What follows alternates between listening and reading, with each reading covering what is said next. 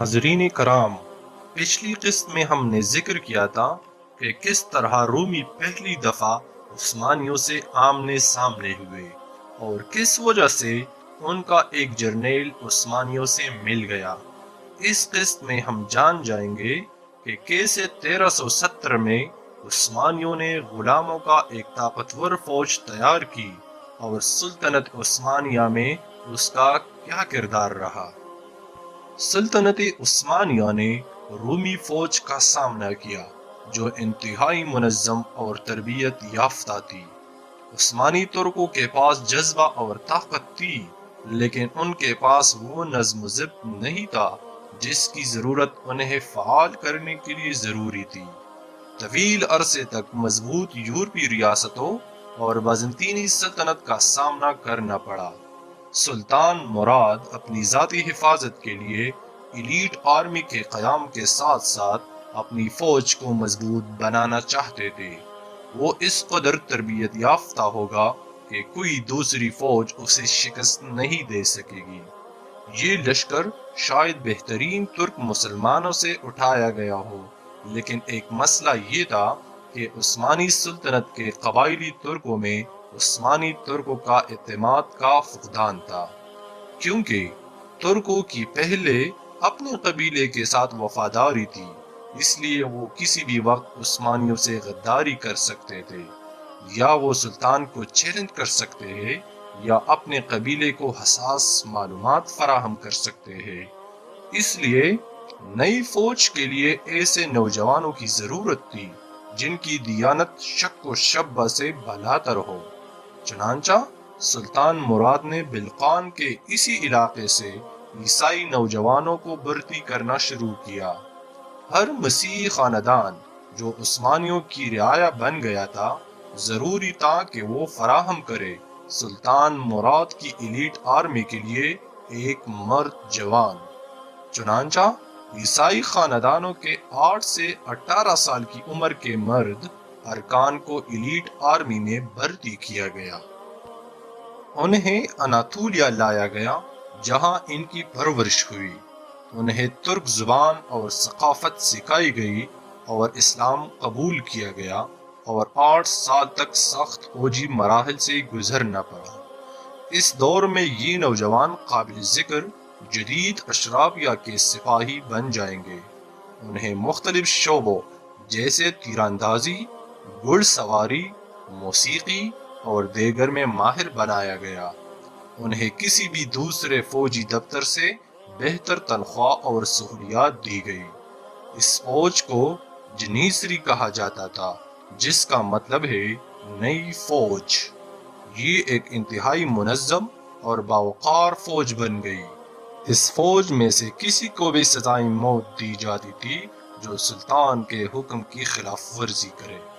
جنیسریاں سلطان کے ذاتی غلاموں کی فوج تھی، لیکن غلامی کی روایتی اصطلاح میں نہیں، بلکہ ان کے پاس دوسروں سے زیادہ حقوق اور بہتر تنخواہیں تھی۔ یہ وہی فوج ہے جو مستقبل میں عثمانی فوج کا سب سے طاقتور حصہ بننے جا رہی تھی۔ اس فوج نے قسطنطینیہ کو فتح کیا اور بغاوت کو انجام دینے کے علاوہ بہت سے سلطانوں کی قسمت کا فیصلہ کیا۔ عیسائی والدین شروع میں اپنے بچوں کی علیحدگی پر کافی افسردہ تھے، لیکن جب جنیسری کا اثر بڑھ گیا تو وہ اپنے بچوں کو ایلیٹ آرمی کا حصہ بننے پر خوش ہوئے۔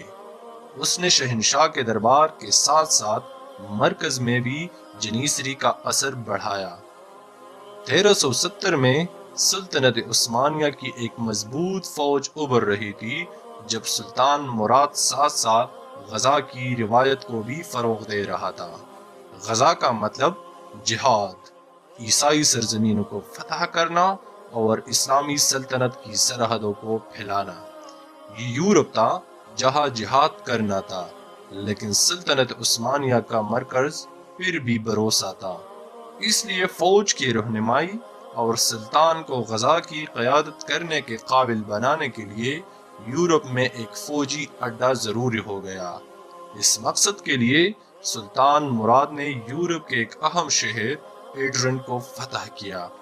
ایڈرن کو سلطنت عثمانیہ کا نیا دارالحکومت بنایا گیا۔ چونکہ سلطان مراد نے یورپ میں مستقل قیام نہیں کیا، اس لیے لالا صاحب پاشا کو ایڈرن کا گورنر مقرر کیا گیا۔ لالا شاہین سلطان کے ٹیوٹر تھے۔ ترک اپنے اساتذہ کو عزت دینے کے لیے لالا کہتے تھے۔ یورپی عیسائیوں نے ایڈرن کو کھونے کے بعد اور اپنی سرزمین پر عثمانیوں کی آمد کے بعد پریشان یورپی عیسائی اپنی آزادی کھو رہے تھے۔ سربیا کا شہنشاہ اس صورتحال سے خاصا ناخوش تھا۔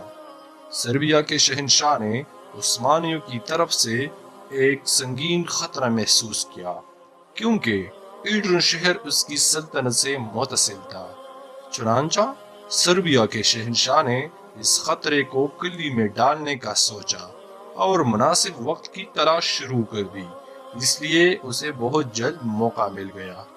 یہ 1371 میں ہوا، جب سلطان مراد ایک بڑی فوج اور جنیسری کے ساتھ اناطولیہ میں تھے۔